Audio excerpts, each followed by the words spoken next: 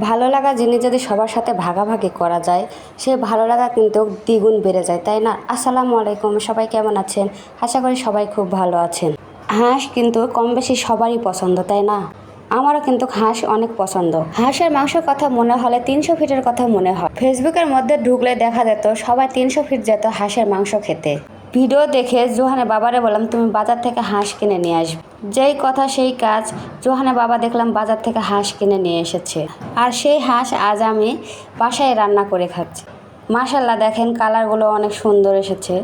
আমি হাঁসের মাংস সব কিছু হাতে মাখিয়ে একবারে বসে আস্তে আস্তে কষে কষে হাঁসের মাংসটা রান্না করি। খেতেও কিন্তু মাশাল্লাহ অনেক ভালো হয়েছে। রান্না শেষে ভাজা জিরা গুঁড়া দিলে টেস্টটা কিন্তু আরও ভালো আসে, গ্রানটাও অনেক সুন্দর আসে। সবারই তো ভালো লাগা আছে, ভালো লাগা জিনিস যদি সবার সাথে একটু শেয়ার করা যায় তাতে কি কোনো ক্ষতি আছে বলেন? যে যেরকম পারে সেটুকুই সবার সাথে একটু শেয়ার করার চেষ্টা করে।